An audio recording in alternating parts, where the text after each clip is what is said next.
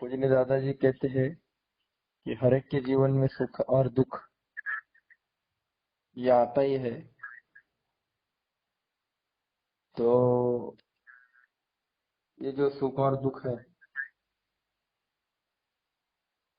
ये भगवान ने दिया हुआ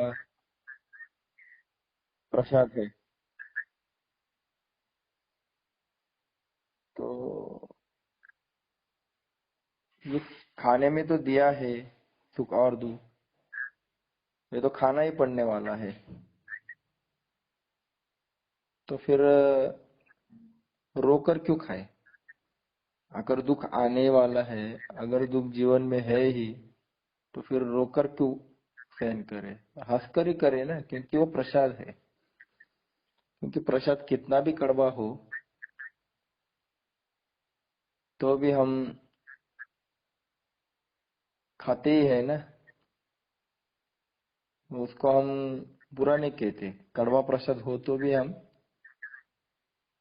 खा लेते हैं। वैसे दुख आते हैं तो वो भी प्रसाद समझकर अगर हम लेते हैं तो हमें उसकी तकलीफ नहीं लगेगी।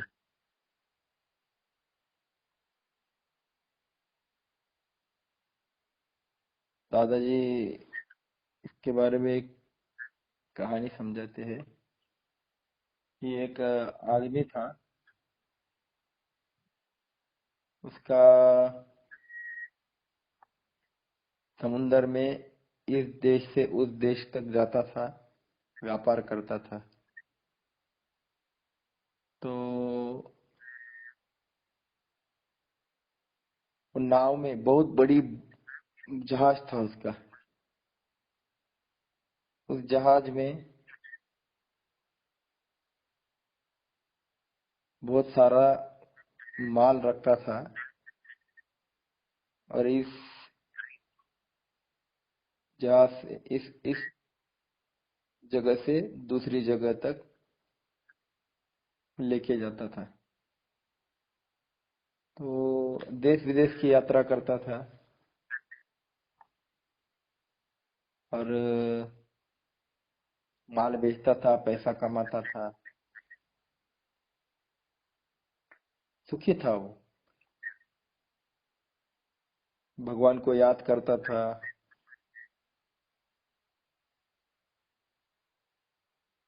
भगवान का बहुत नाम लेता था। मतलब भगवान के ऊपर भी बहुत श्रद्धा थी। तो ऐसा अच्छा चल रहा था, कोई प्रॉब्लम नहीं था। पर हर एक दिन कोई अपने हिसाब से नहीं रहते हैं। कभी कभी दिन पलटते हैं। आज सुख है तो कल दुख आएगा, दुख है तो सुख आएगा, ये दिन बदलते रहते हैं। तो एक दिन समंदर में, बीच समंदर में गया। तो बहुत जोरों का तूफान आया। अब तूफान आने के बाद उसका जो जहाज था वो हिलने लगा जोर जोर से। और एक समय ऐसा आया कि वो जहाज डूबने लगा।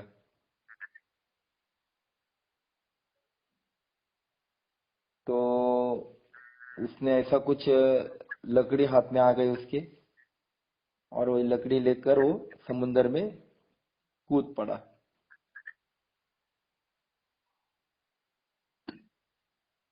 कूद पड़ा तो लकड़ी के सहारे तैरने लगा। और अपनी आंखों के सामने उस तूफान में अपने जहाज को डूबते हुए देखा। तो उसका पूरा जहाज पानी में डूब गया। सब माल, सब मटेरियल, सब पैसा उस जहाज में वो था, सब पानी में डूब गया। तो वो जो लकड़ी के सहारे था, वो तूफान की वजह से वो ऐसा दूर फेंकने लगा, जो हवाएं थी उसको फेंकने लगी। तो ऐसा जोर के तूफान में वो कहीं जाकर एक जगह पे आ गया। वो जो जमीन मिली उसको उसको बेट कहते हैं। वो जो जमीन मिली, वो जमीन पे वो जाकर अटक गया वहां। समुंदर के तूफान में जो था वो फेंक दिया गया, वो जमीन में जाकर आ गया। तो वो जो भाग था जमीन का समुंदर के बीच में, वो तो कहीं था। तो वहां बहुत घना जंगल था। वो जो जमीन का भाग मिला उसको, जहाँ पे वो फेंक दिया गया तूफान ने, तो उसके नसीब से जमीन तो मिली उसको, पर उस जमीन पर, उस जगह पर सुनसान एरिया था। ना वहाँ कोई जानवर था, ना कोई मानव था, कोई भी नहीं था। वो अकेला ही था। सामने देख रहा था कि अरे अपना समुंदर में अपना जहाज डूब गया, माल डूब गया, पैसा डूब गया। कोई बात नहीं, फिर भी उसने इतना दुख आने के बाद भी भगवान को उसने कुछ नहीं कहा कि नसीब है, होता है, बाद में हम फिर खड़ा कर सकते हैं सारी प्रॉपर्टी। तो उसने भगवान को कुछ नहीं कहा।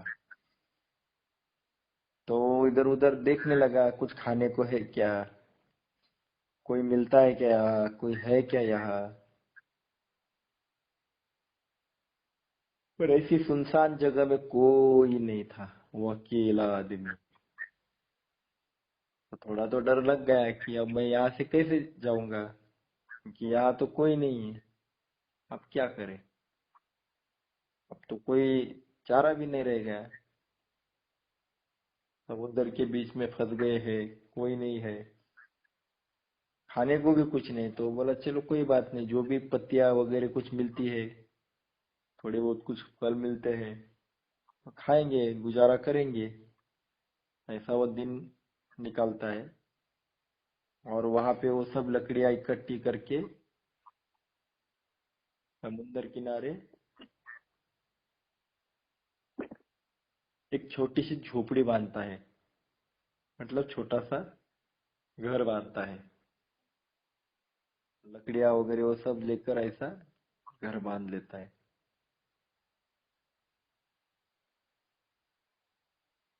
तो रहने लगता है उस घर में, ऐसे तैसे गुजारा करने लगता है। अब एक दिन क्या होता है, जोर की बारिश आती है, जोर की बारिश।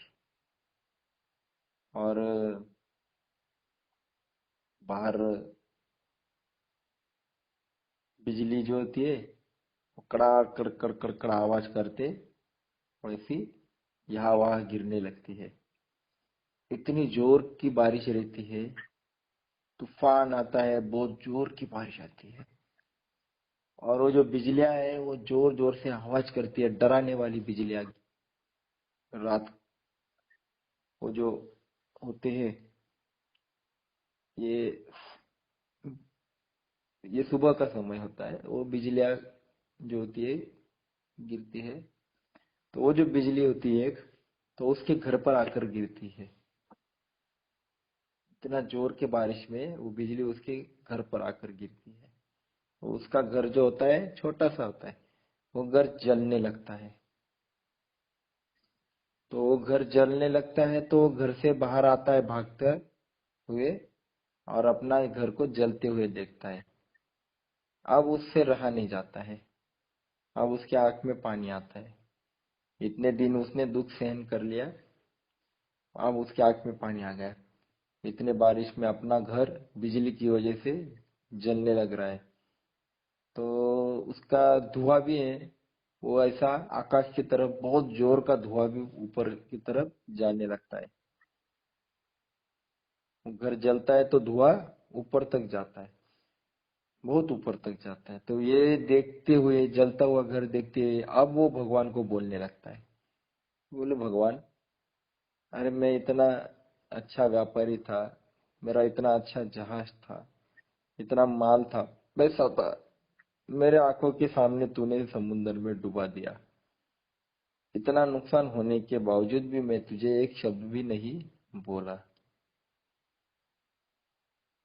फिर भी मैं बोला चलो जो होता है हो गया। अब मैं यहाँ पे अकेला रह रहा हूँ, एक छोटा सा घर बांधा, तो क्या उस तुझे वो घर भी देखा नहीं गया? तूने मेरे घर को भी जला डाला। ये कौन सा न्याय है? तो वो भगवान को भला बुरा कहने लगता है। अब ऐसा दुखी होकर बैठा है, तभी उस जगह पे, उस समुंदर की वो जो जगह रहती है, उस पे दो लोग दौड़ते हुए आते दिखाई देते हैं। ऐसा दूर से आते हुए दिखाई देते हैं, तो चमक जाता है, अरे ये दो लोग कहाँ से आ गए? तो वो लोग उसके पास आते हैं और उससे बात करने लगते हैं। तो वो बोलता है, तुम्हें यहाँ कैसे आ गए? ये तो निर्जन बेट है, यहाँ पर तो कोई नहीं है, तुम कैसे आ गए? तो लोग क्या कहते हैं उसको, कि हम ये 2-3 किलोमीटर दूर से ऐसा जा रहे थे हमारे जहाज को लेके, तो हमें आकाश में धुआं दिखाई दिया, आकाश में धुआं जाते हुए दिखाई दिया। तो हमारे मन में विचार आ गया कि ये जो जगह है ये तो निर्जन है, ये तो निर्जन है, यहाँ तो कोई इंसान नहीं रहता है, फिर धुआं कैसे आ रहा है? तो धुआं आ रहा है इसका मतलब यहाँ पे कोई अटक गया है, ये हमें समझ में आ गया।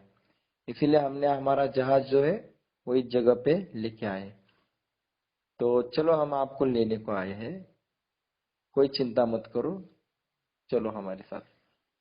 तब वो आदमी के आंख में पानी आ गया।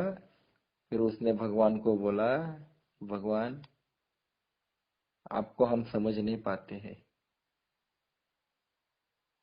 मैंने आपको कितना भला बुरा कहा। अगर आप बिजली ना मेरे घर पर गिराते, अगर ये घर नहीं जलता, अगर धुआं नहीं निकलता, तो ये लोग मुझे लेने कैसे आते? इनको कैसे मालूम होता कि इस बेड पर कोई है? ये सब आपने ही किया, मुझे माफ कर दो भगवान, मुझे माफ कर दो। ऐसे वक्त पे मैं आपको बहुत कुछ भला बुरा कह दिया। तो ऐसा ही होता है, जब जीवन में दुख आते हैं, तब हम भगवान को बहुत भला बुरा कहते हैं। वो जो दुख आते हैं ना, दादाजी कहते हैं, वो भगवान ने हमें अपने जीवन विकास में आगे जाने के लिए दिया हुआ होता है। ये जीवन विकास के लिए होता है। सवेरे जब बच्चा सोता है, तब माँ उसको उठाती है, 5 बजे उठाती है, बोलती है उठ, पढ़ाई करनी है। अब बच्चे को ये सबसे बड़ा दुख लगता है कि क्या, सोने दो ना। पर अगर माँ ने अगर ऐसा सोचा तो जाने दो, सोने दो, तो बच्चा का पढ़ाई होगा, विकास होगा? नहीं। उस समय वो बच्चे को उठाती ही है, वो उसका ये सुख नहीं देखती कि सोने में सुख है, उसको दुख होता है, पर भी फिर भी वो किस लिए देती है? वो दुख क्यों देती है? क्योंकि बच्चा उठेगा, पढ़ाई करेगा तो जीवन में आगे जाएगा। ये दुख किस लिए रहता है? जीवन विकास में आगे जाने के लिए। उसी प्रकार भगवान भी माँ है, वो क्या करता है, हमें दुख देता है, वो हमारे जीवन के विकास के लिए देता है, रोने के लिए नहीं देता है। हम रोने रोते बैठेंगे तो मार्ग नहीं मिलेगा। इसलिए दादाजी कहते हैं जीवन में कितना भी दुख आए, भगवान को भला बुरा मत करो, कहो जीवन में आगे जाने के लिए भगवान ने हमें दुख दिया है, वो हमारे फायदे के लिए दिया है। बड़े बड़े प्रॉब्लम ना आए इसलिए छोटे छोटे प्रॉब्लम भगवान दे देता है। जैसा कि दादाजी कहते हैं, आपकी दृष्टि बदलो, नजरिया बदलो, नजर बदलो, नजरिया बदल जाएगा। अगर अगर चूल्हे पे अगर चूल्हे पे कोई खाना बना रहा है तो उसका जो उंगली है, हाथ की उंगली अग्नि के ऊपर आ जाती है तो उसकी उंगली जल जाती है। तो वो तुरंत ऐसा जोर से हाथ बाजू करता है और उंगली को देखता रहता है कि उंगली जल गई। पर उसको ये नहीं पता चलता है कि अगर उंगली जलने के बाद दुख नहीं होता, हाथ नहीं, उस वजह से हाथ नहीं निकलता तो पूरा हाथ जल जाता। तो बड़ा पूरा हाथ बचाने के लिए भगवान ने उंगली जलाकर छोटा सा दुख दे दिया। तो इसमें हाथ बच गया ये सुख मानने का, कि उंगली जल गई ये दुख मानने का। अब उंगली जल गई उसका दुख हो गया इसलिए हाथ तूने बाजू किया ना। अगर वो दुख ही नहीं होता तो तुझे पता भी नहीं चलता कि तेरा हाथ जल गया है। जब एक्सीडेंट होता है तो दो लोगों की एक्सीडेंट में आंखें, एक एक आंख फूट जाती है, अस्पताल में रहती है। तो दादाजी उनको मिलने जाते हैं। अब जाते हैं तो पहला आदमी जो होता है उसको मिलने के बाद वो आदमी कहता है अस्पताल में कि देखो ना दादाजी, कौन से जीवन में कौन से ऐसे कर्म किए थे जिसका दुख मुझे आज भुगतना पड़ रहा है। मेरी आंख फूट गई, क्या पाप किया था पता नहीं, मेरी एक आंख फूट गई। तो दादाजी बहुत दुखी हो जाते हैं, हाँ ऐसा नहीं होना चाहिए था। और दूसरे के पास जाते हैं दूसरे रूम में, और आदमी कहता है दादाजी को कि दादाजी देखो ना कौन सा जीवन में मैंने पुण्य किया था जो भगवान ने मेरी एक आंख बचा ली। अब इस एक आंख से तो सब काम मैं कर सकता हूँ। तो सच में भगवान कितना प्यार करता है हमारे ऊपर कि कम से कम एक आंख तो बचाई। तो दादाजी कहते हैं हाँ सही बात है। तो दादाजी कहते हैं देखो, घटना सेम हुई है, आखिर एक एक दोनों की भी गई है, पर एक कहता है कि पाप का परिणाम है मेरी आंख फूट गई, दूसरा कहता है कि पुण्य का परिणाम है मेरी एक आंख बच गई। यही यही है जीवन में, हर एक की यही आता है, सिर्फ सोच क्या है हमारी उस पर निर्भर है। इसलिए दादाजी कहते हैं, कोई भी दुख आए, दुख में भगवान को कभी भला बुरा मत करो, मत कहो। दुख हमारे जीवन विकास के लिए आता है। दादाजी ने वो बात भी कही थी कि दुख में भगवान हमारे इतने नजदीक होता है कि हमको गोद में उठाकर चलता है। जैसा एक जर्मन कवि था, वो समुन्दर के किनारे रोज चलता था। तो उस समुन्दर किनारे जो जो रेत थी, वो रेत में दो पैर उसके और पीछे और दो पैर के निशान उमटते थे, उठते थे। ऐसा रोज चार निशान उसको दिखते थे। वो बड़ा खुश होता था कि मेरे साथ भगवान चल रहे हैं। तो बहुत सुख था उसके जीवन में, पैसा था, सब कुछ था, दोस्त थे, सब थे। तो एक दिन क्या हो गया, दिन बदल गए, दुख आ गया, पैसा चला गया, सब कुछ चला गया। तो सारे लोग उससे बिछड़ गए, छोड़ गए, वो अकेला हो गया, उसके साथ कोई नहीं था। तो उस दिन वो समुन्दर की किनारे से रेत से चल रहा था, तो उसको दो ही निशान दिखे पैर के। तो उसके आंख में पानी आ गया और वो बोला कि भगवान, जब सुख था तो आप मेरे साथ चल रहे थे, सब लोग मेरे साथ चल रहे थे, तो दुख आ गया, सब लोग चले गए, मुझे उनका बुरा नहीं लगा, वो तो जाने वाले थे। पर भगवान, यहाँ दो ही पैर के निशान दिख रहे हैं, क्या आप भी साथ छोड़ के चले गए? दुख में आप भी मेरे साथ नहीं हो? तब उसको आवाज सुनाई दी। वो आवाज कह रही थी, वो भगवान की थी। वो उस आवाज ने कहा, उस भगवान ने कहा कि बेटा, सुख था तो तुझे चार निशान दिख रहे थे, दो तेरे दो मेरे। अब दुख आ गया तो तेरे को दो ही निशान दिख रहे हैं पैर के, वो तेरे नहीं है, वो मेरे हैं।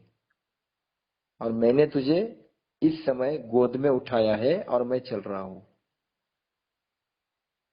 तो दादाजी कहते हैं कि भगवान सुख में साथ होते हैं और दुख में वो हमको उठाकर चलते हैं ताकि हमें तकलीफ ना हो।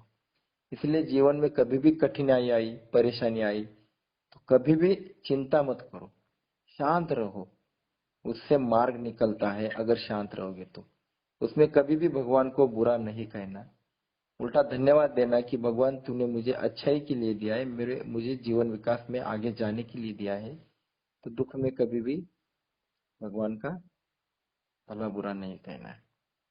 तो इसलिए सुख आए तो उसमें भगवान को भूल नहीं जाना, दुख आए उसमें गालियां या फिर बुरा नहीं कहना। और जब सुख आता है तो क्या होता है, हम उस सुख में व्यवस्था लगाने में अपना जीवन गवा देते हैं। जब बहुत सारा पैसा आता है तो हम उसकी व्यवस्था ही लगने में पीछे पड़ जाते हैं और भगवान का काम करना ही भूल जाते हैं। भगवान सुख देता है उसका काम कर आगे बढ़ाने के लिए, पैसा ज्यादा देता है, गाड़ी बंगला दे देता है, और हम उसकी व्यवस्था में अटक जाते हैं। तो सुख में भी हम भूल जाते हैं और दुख में भी हम भूल जाते हैं। तो जो आदमी सुख और दुख में स्थिर रहता है और भगवान को याद करता है, वही भगवान का भक्त होता है। इसलिए भगवान का काम करना है, कोई भी परिस्थिति हो भगवान को समय देना है। वो कहते हैं ना भगवत गीता में, समा शत्रु च मित्रे च तथा मानापमानयो शीतोष्ण सुख दुखेशु समा संग विवर्जिता तुल्य निंदा स्तुतिर मोहनी संतुष्टो येन केनचित अनिकेता स्थिर मतिर भक्तिमान में प्रियो नरा। मतलब सुख आए या दुख आए, जीवन में हमें स्थिर रहना है और स्थिर रहकर भगवान का काम करना है। तो आज का यही हम दादाजी का विचार सुनकर यहाँ अब रुक जाते हैं कि जीवन में सुख आए या दुख आए, हमें अपना त्रिकाल संध्या, स्वाध्याय केंद्र, भाव फेरी, जो लोगों को हमें ये विचार समझानी है, ये काम करना, ये कभी भूलना नहीं है। हाँ, जय योगेश्वर।